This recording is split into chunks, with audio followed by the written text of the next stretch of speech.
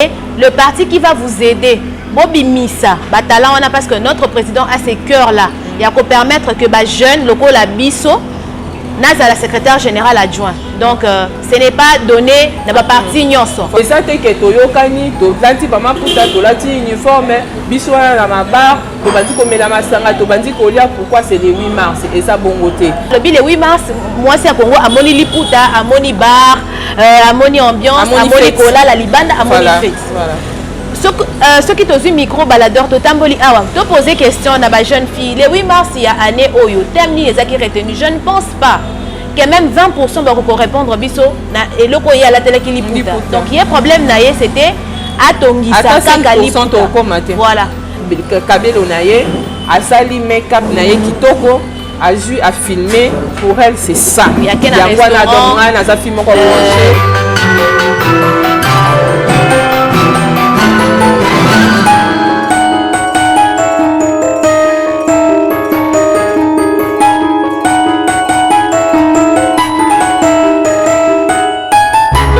Messieurs, c'est avec un réel plaisir de vous savoir nombreux devant vos téléphones, vos postes télévisuels, vos ordinateurs. Merci d'être fidèles à nous. Merci de soutenir cette chaîne Globe TV. Merci de nous écrire, de nous appeler. Merci pour vos remarques et surtout pour vos suggestions. Cela nous va toujours droit au cœur. Merci à toutes ces personnes qui nous suivent ici dans le pays et aussi à l'extérieur du pays. Merci beaucoup à Olivier Songo. Merci à toute la diaspora, à Mireille Dokai, merci à toi. Merci de nous encourager. Merci d'être toujours là pour nous. Et aussi à toutes les personnes qui sont ici à Kinshasa, partout ailleurs. Nous vous remercions d'être toujours là pour nous soutenir. Et aussi les amis de Globe TV, merci également à vous. Voilà, nous sommes au mois de mars, mois de la femme. Cela ne se limite pas au 8 mars, où est la journée internationale de la femme. Mais comme je vous avais dit, nous allons recevoir les femmes, les mamans, hein, tout le bel un peu moisi, tout le bel moisi, surtout la femme congolaise. Oyo à Zokobunga moi mon pied et ça est important que tout le belaka les kabutali ba maman les kambu etali ba jeune fille surtout.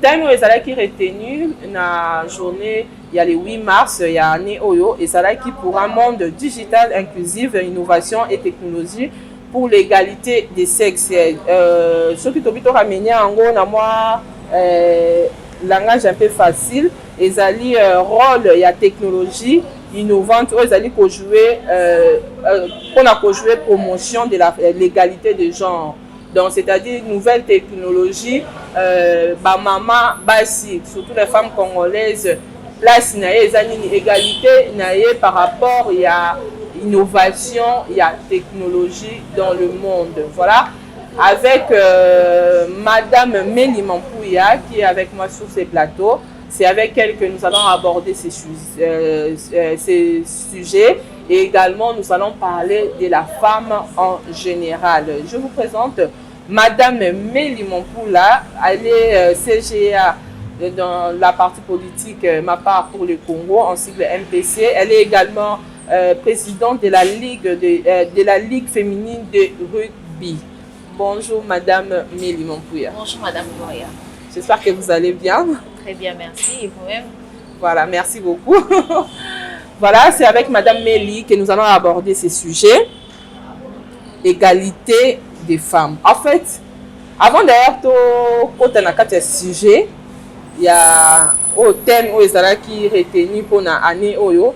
J'aimerais quand même que les femmes qui nous suivent en cet instant, les mamans qui nous suivent, les jeunes filles qui nous suivent, va comprendre un peu le 8 mars et ça nini et ça journée ya nini si Madame Mélie Koko expliquer non ba maman bazolanda biso le 8 mars journée wana et ça les mapona nini que le maman d'abord va comprendre utilité à journée wana. Exactement Madame Gloria.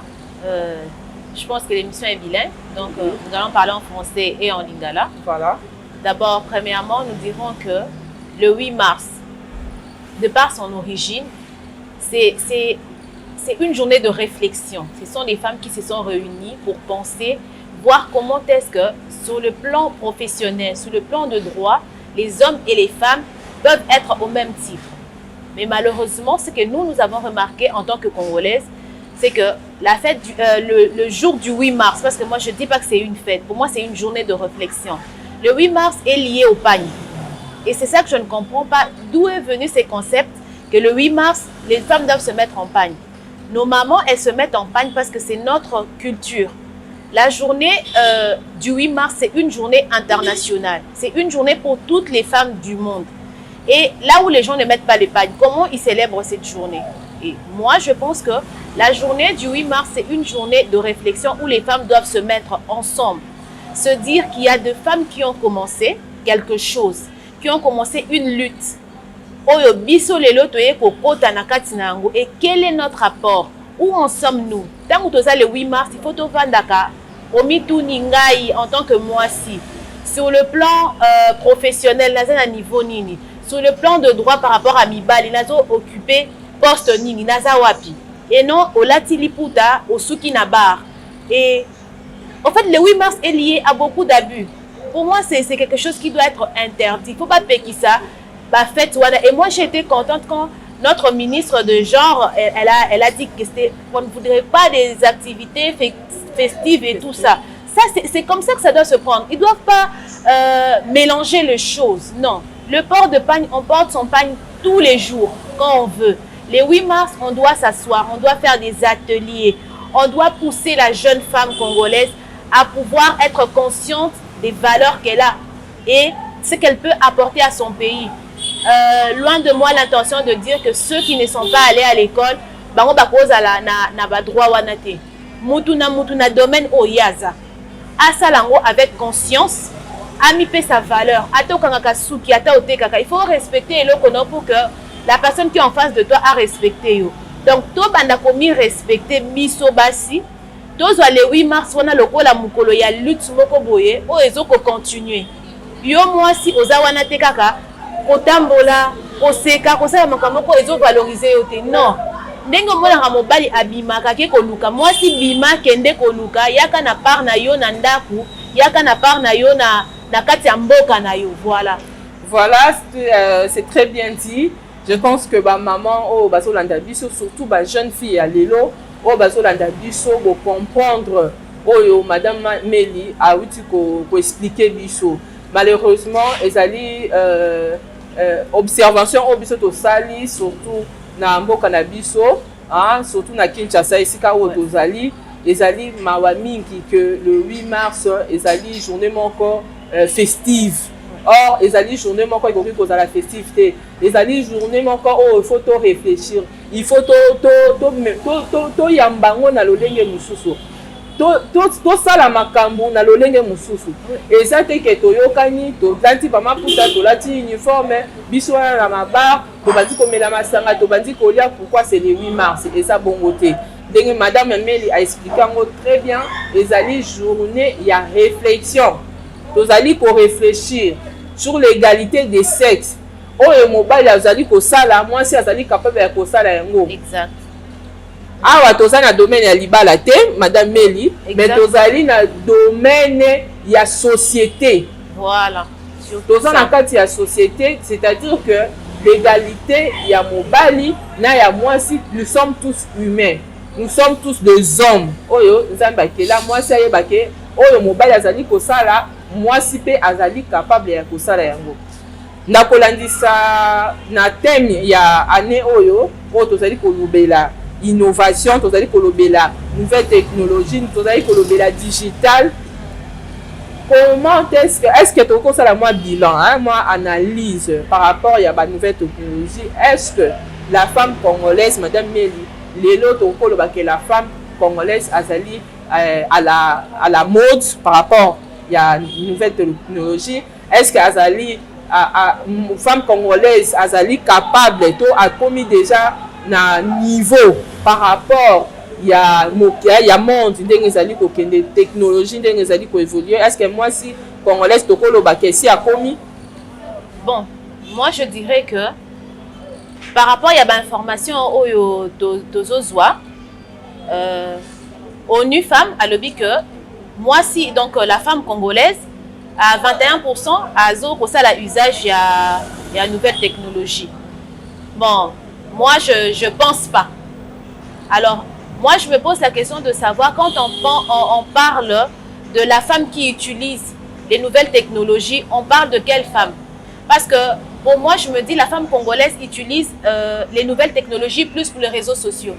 Je crois que c'est ça qu'on voit. Quand on parle de nouvelles technologies, j'ai comme l'impression que les gens voient les réseaux sociaux. Alors ce n'est pas ça. Ça n'a rien à voir avec ça. C'est une partie, une petite partie. Voilà. Les nouvelles technologies, c'est un grand monde. C'est un univers qui est là.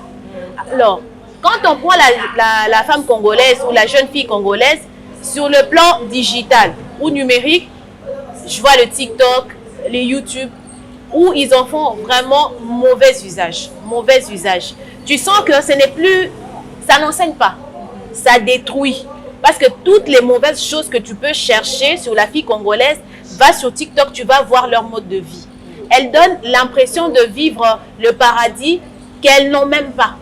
Elles font semblant d'être ce qu'elles ne sont pas. Et ce mode de vie-là est en train d'influencer les autres. Et moi, je pense que ce côté-là détruit. Ce côté-là détruit. On parle du digital pour te permettre d'être autonome. Quand on parle de l'autonomisation, c'est-à-dire quoi? Je prends l'exemple du téléphone. J'ai mon téléphone en main.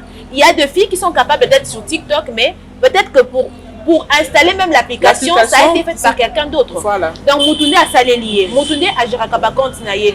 Pour na afungola boîte mail naïe. Il faut toujours Moutoumoko azalawana pour na kosala na place naïe. C'est ça que nous refusons. Tu dois faire des trucs par toi-même. Et ce n'est pas la magie. Ça s'apprend. Il y a des formations gratuites. Dans ce téléphone, on peut tout apprendre. Tout et surtout. Que ce soit du côté culinaire, professionnel. Il y a toutes sortes de formations avec le téléphone. Mais peu de monde, surtout ici chez nous, peut prendre son temps pour mettre les mégas et commencer à suivre une formation en ligne. Ça ne se fait pas. Pourtant, c'est au fait ça l'importance du digital. C'est ça l'importance. Et permettre peut-être raison la poto. Yo za moyen comme na poto te mais au tangi awa et puis tu es certifié, tu as un document où est valable place aux informations et pesami. Et là qu'on va pousser moi si à ça la c'est ça. Et je veux me dire que moi c'est à Congo faut bailler kolisaye bon usage à biloko. Voilà. Les personnes qui conçoivent les choses, ils ont leur façon à eux de faire cette chose et c'est pour de fins généralement utiles. Mais à chaque fois que comme awa je n'ai jamais compris. On est toujours dans l'abus. On est toujours dans l'abus. Donc, voilà. Kaka na place où ils ont été le 8 mars, moi c'est à Congo, à Moni Liputa, à Moni Bar, à Moni Ambiance, à Moni Kola, la Libanda, à Moni Fête. Ceux qui ont eu micro baladeur, tu as posé question à la jeune fille. Le 8 mars, il y a année Oyo, thème ni les acquis retenus. Je ne pense pas que même 20% vont répondre biso et le il y a la télé qui Liputa. Donc, il y a un problème, c'était voilà. Il y a des gens, des femmes même qui sont au foyer, qui créent des problèmes dans leur foyer juste pour les lambali putawana. Mais non. Bazoye bisayo zala autonome. Mituna ko zala autonome et zanini parce que même le terme, il y a des femmes qui sont même pas conscientes de l'autonomie. C'est quoi? Et c'est ça, c'est en fait ça le problème. On est en train de lutter. Moi si azala consciente. Usage, il y a technologie et ça nous facilite en fait beaucoup de choses. Donc je peux faire de réunions même là où je ne peux pas. N'oublions pas que nouvelle technologie en gros, na cadre ya réseaux sociaux et justement pourcentage vraiment réduit. Nous pouvons avoir des femmes, par exemple programmeurs. Bien sûr.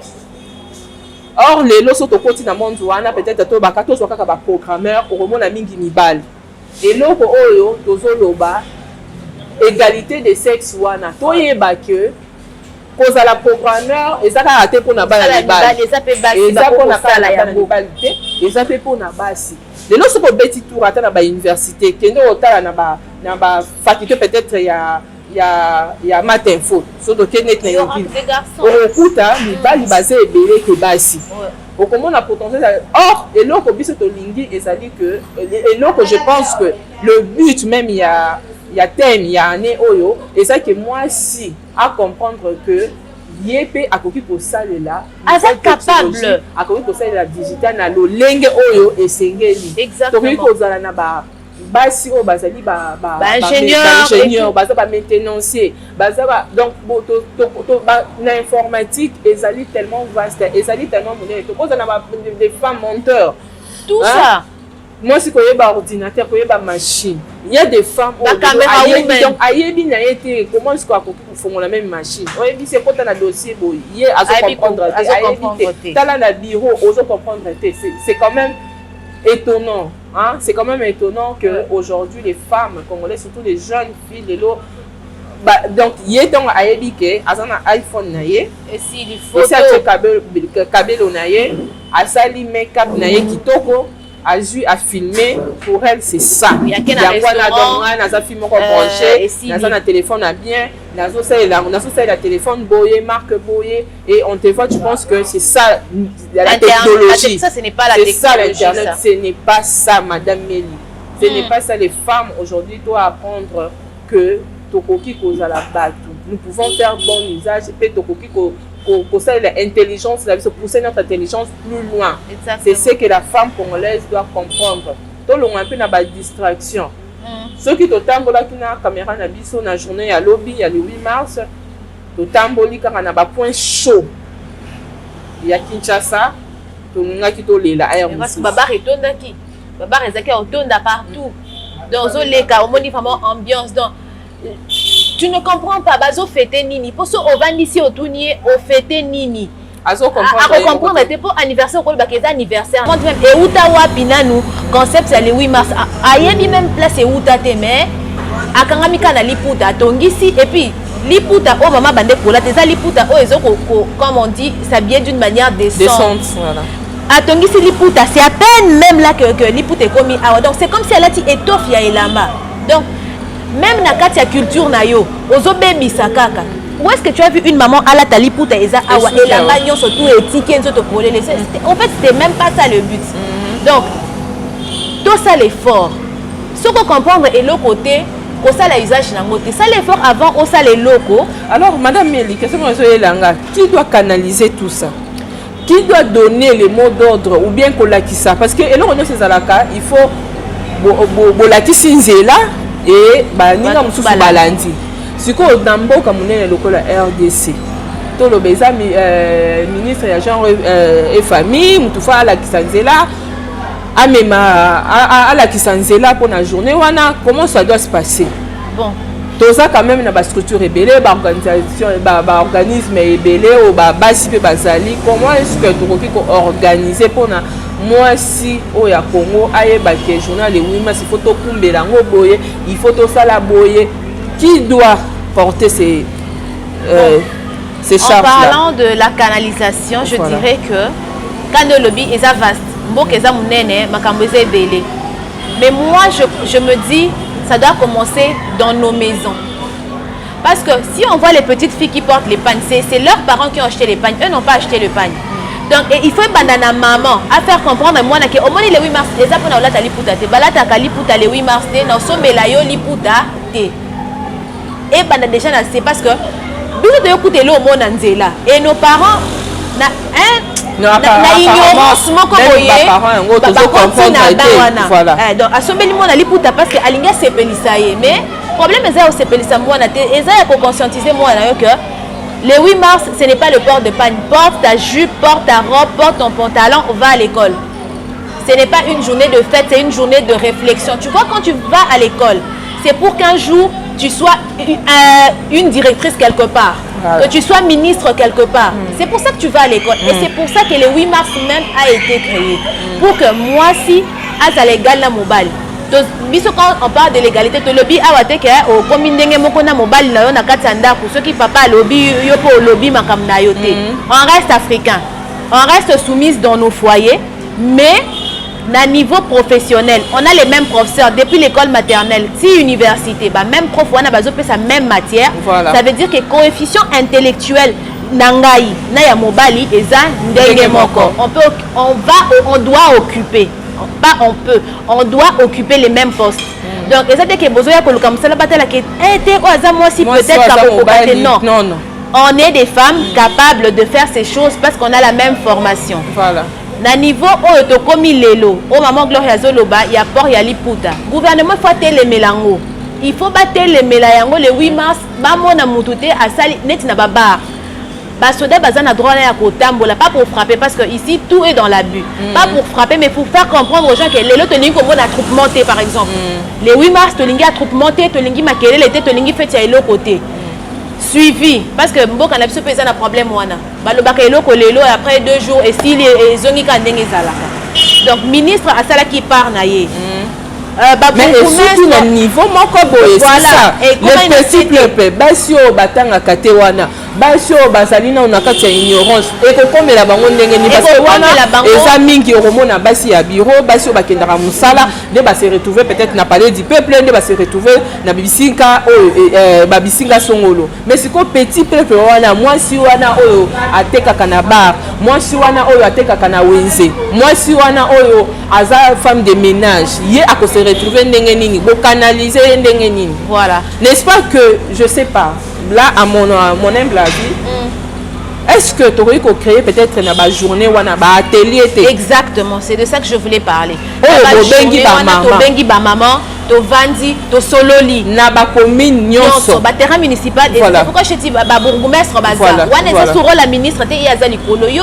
ozana se et na ba association eza ebele na journée wana bo organiser pour pesi bango ba espace ba futani ba bengi ba maman ba sololi na ba maman ba expliquer bango journée oyo elingo lakisa ke maman ata na kati ya ndako yo poza na eloko moko ko mema ozomona ministre aza ministre pour attendre pour nos ministres mais cela ne veut pas dire que couturière non parce que ceux qui couturière a tongeli était tu vois donc maman o pateki na wenzete okoliate donc il faut se respecter mutu na na musala aza ko sala lo sona ndako soka salite voilà donc pour conscientiser moi si na domaine oya zaleli ko faire respecter ye na place oya zaleli alors et ko aider peut-être avec le temps parce que n'importe où les 8 mars s'est passé il y a eu beaucoup d'ateliers et voilà. Tout c'est même de là que eloko ngo euta voilà alors tout s'inspirer na bango pourquoi est-ce que tout ça la makambu tozo inventer ou ezalate donc na niveau ya ces ministres apesi par na ye bourgmestre pe apesi par na ye abengsi peut-être l'association ya mike tout ça il faut to aider moi c'est kende liboso alongwana na makambo ya mike ba songi ba makambo eza à sens de en tout cas par là toujours faire appel à conscience hein ouais. Surtout il y a des femmes hein ba maman o bazali lelo na ba poste ya minene ba maman député ba maman ministre ba maman bozali ko kamba ba entreprise ya minene devoir yango oyo to komisa to matisa mwasi to matisa femme congolaise azwa niveau femme congolaise a komi terre à terre mingi soki obeti tour na TikTok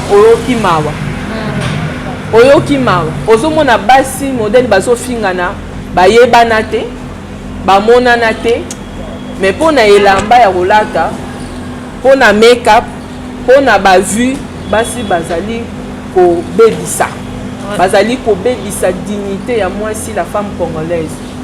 Moi je pense que tozana ba organisme et ba ONG biso ba maman boye biso boye ba association ya ba maman ezali ebele. Je pense que nous pouvons canaliser les choses.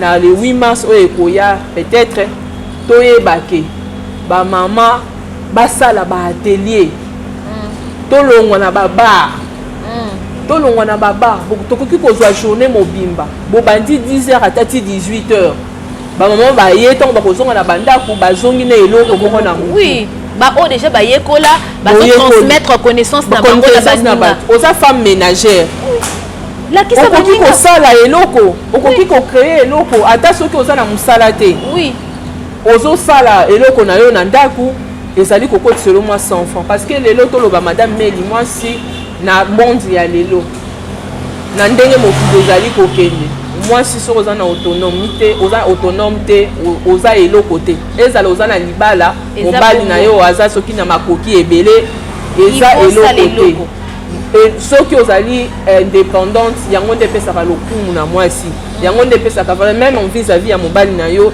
yango nde kopesa o valeur. La femme congolaise doit apprendre que il faut azala autonome. Oui. Il faut azala autonome. C'est très très très important. Je pense que ezali eloko moko to continuer ko beta sete to continuer ko beta sete pour na mwasi ya Congo alongwa na kati ya banalité ya ba ville ba biloko mo eza vulgaire et terre à terre alanda o eza essentiel et loko ezo ko apporter un plus et loko pe ezo ko pesa e lokumu ozomona mwasi donc il faut yekola ta okenda classe T na eloko yo yebi ko sala donc ndenge toza boye mutu na mutu aza na eloko moko boye sika o wapi azala makasi eza mutu mususu soka lambi ata pondu o kaka o mona ki batebele ba olamba pondu mais pondu na ye eza différent. Voilà, Madame Mélie, oui. Tu reçois moi intervention ya bandeko mibali o pe ba intervenir par rapport ya thème aux acquis retenus année oyo ndeko moko ya na Canada monsieur Olivier Songo ya komeli biso à lobby digital. Est-ce qu'on peut parler aussi de réseaux sociaux parce que ce qui se passe sur TikTok participe malheureusement à la dépravation de mœurs. Les filles à moitié nues peut être comment mieux utiliser les outils pour ne pas au contraire diminuer le respect, le regard de la société sur les jeunes filles principalement. Exactement. On a intervention il y a monsieur Olivier Songo depuis Canada. On a biso mususu Loan hier à Kinshasa à lobby pourquoi les femmes leaders de cet idéal ne cherchent pas de faire autrement. Comme par exemple véhiculer des images positives de la femme et de faire comprendre à la femme de quoi il est capable et utile dans la société. Parce que, dit-on, éduquer une femme, c'est éduquer toute une nation. Wana ezali ba intervention ya bande konabiso oyo ba sepela ki koloba par rapport ya thème oyo ezalaki retenu année oyo réaction na yo. Bon, quand tu loba déjà te lobeli ya kiango donc surtout TikTok eza eloko oyo moi je pense que peut-être il fallait ezala ko tout pas na biso. Osoko otali ba TikTok ya ba communauté mususu eza na ba formation ebele moi j'ai appris d'autres choses qu'à na TikTok oyo. J'ai appris comment utiliser mon propre téléphone. Pourquoi tu as une application, comment télécharger, comment verrouiller, comment dans makambo ebele. Bazola qui ça mutu makambo o ele kana katang to zala kate. Bazo pe sabino histoire par exemple il y a France. Comment est-ce que révolution française ozomona mutu moko azokatanda chaque jour azoko expliquer bino comment la révolution française s'est faite.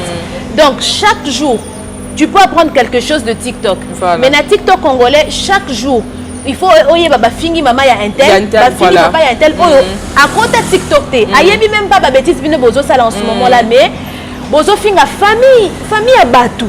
Ba yebi bino té et puis ils vous ont pas envoyé sur les réseaux sociaux. Voilà. Bino boye poyo ozu mobile ya sombelo plante ya cher, ya sombelo téléphone ya cher. Donc mutu oyo aza na téléphone té aza moins que yo. Non. Mais c'est eux qui montrent qu'elles sont moins que plusieurs parce que elles n'apportent rien de bon. Donc ozo la kisake oza mayele té. Tango fingi maman ya mutu. Et l'accès éducation côté yo outi. O fingi maman wana ndengeni ça veut dire que tu peux insulter ta propre mère. Et ba bengi bango ba influenceuse. Il faut pas longola bango bango influencer ba jeune fille. Bango ba bébisa. Yango lelo to komi na ba jeune fille ebele ba koti ba réseau moko ya mabe comme ça bana batamitié on a apparaître.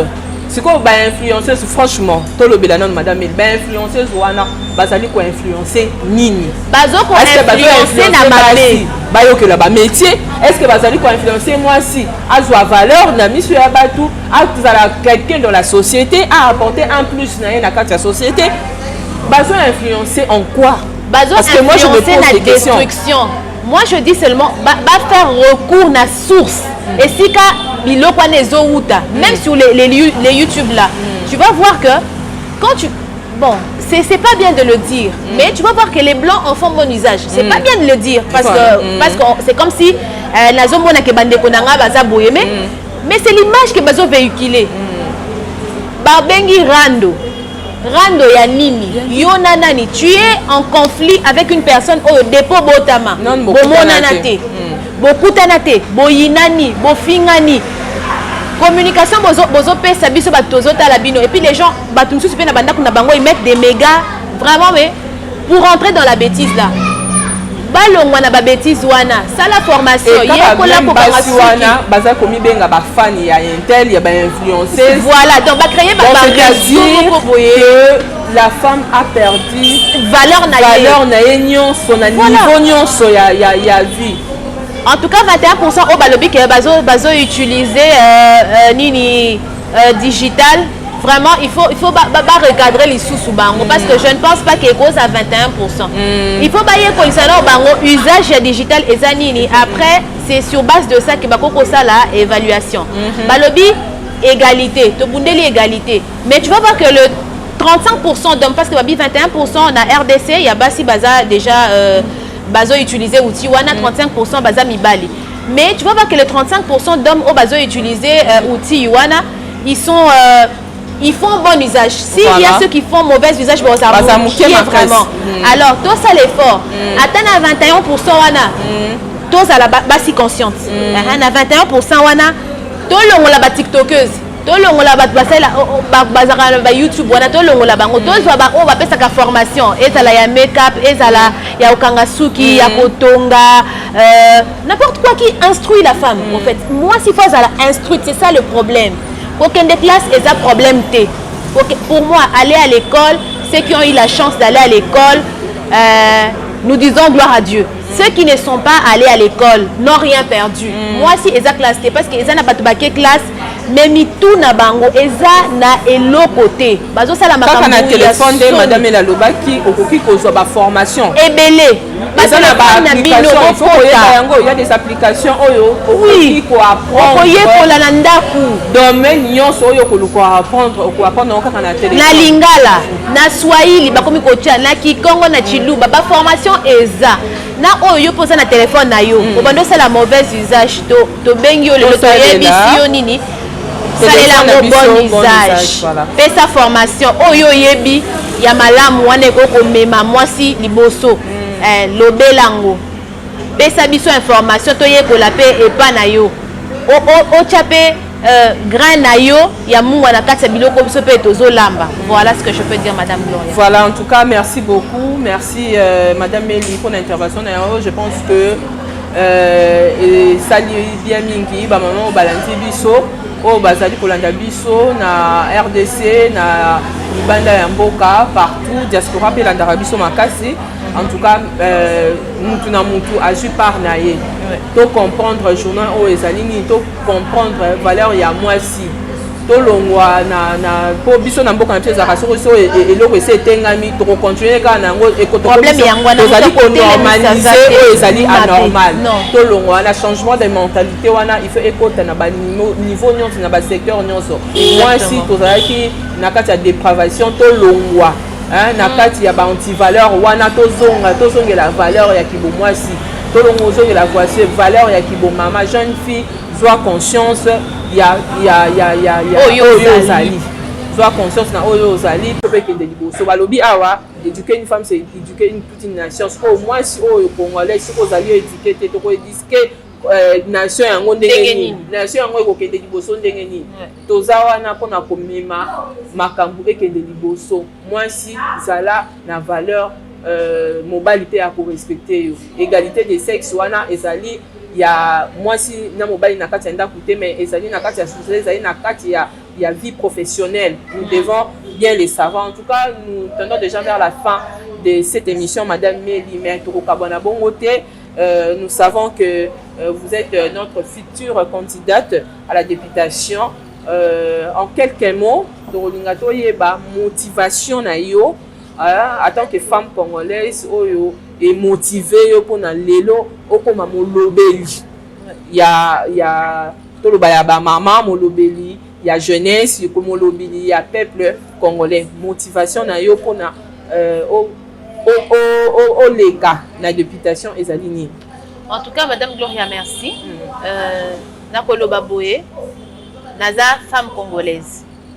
Na vivaka na Kinshasa. Pendant des années, to moni makambo ezolekana. To vivre pe Bah élection est belé. Topona qui peut battre. On les a vus faire. Mais on n'est pas là pour accuser. Toza n'attend wana les sous-soutés. En fait, pour moi, je me dis, jeunes Congolais, il faut aller au concept, il y a au funda. Bangonde basali boye, bangonde basala ki boye. Pose-toi la question, qu'est-ce que moi je peux faire? Voilà. Voilà pourquoi moi je me suis dit aujourd'hui, en tant que Congolaise, j'ai aussi le droit d'apporter ma pierre, ma contribution na Oyoeza, penser à président de la République. Mokonzamboka Alingi a travaillé na ba jeune. Ba jeune yango ya modèle ni.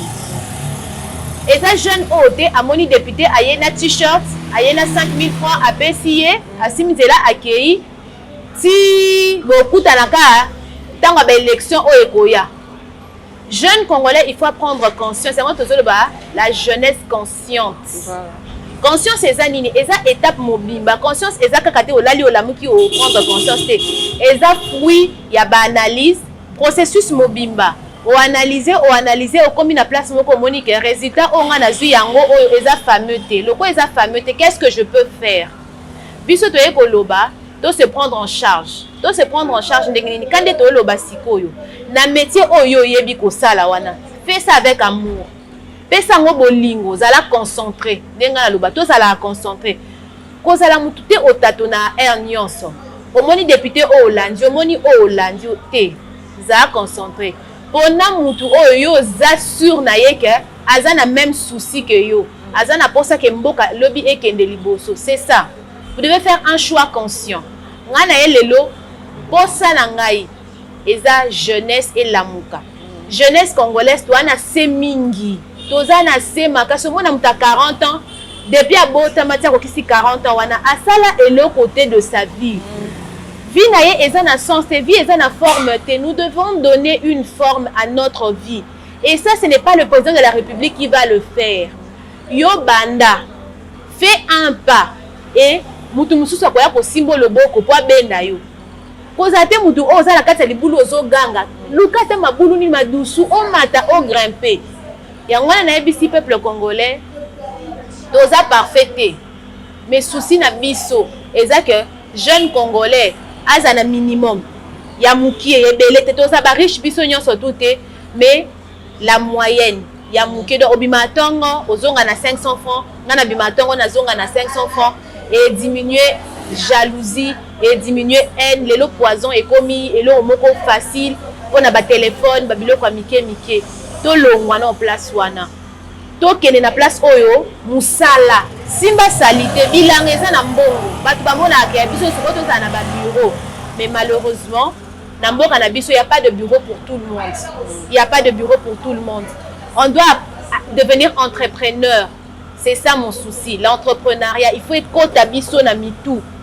C'est ça. Donc, moi si mon bali, to ye ko la ba métier, to créer ma entreprise ya mike, gouvernement a ko aider biso peut-être na niveau ya ko ka ba subvention, ba crédit a ko sunga biso mais gouvernement pas ko sunga mutaza na eloko. Wa za na eloko te, ba na eloko ba pesa été. Viens montrer de quoi tu es capable, ba accompagner idée na yo. Donc, to sengi mutna mutu a créer nani biso pe na mukie tokoza nango toko simba na maboko qu'on se serre le coude pour faire une jeunesse forte. Voilà, autour du président de la République Pombo Canabiso et Kendeli Bosso. Merci madame. D'accord, en tout cas merci beaucoup. Je pense que ça a été très bien dit. Congolais, jeunesse toujours boto longona kati ya distraction. Mapona miezali koya toza na année électorale. En tout cas toza na conscience congolais telema.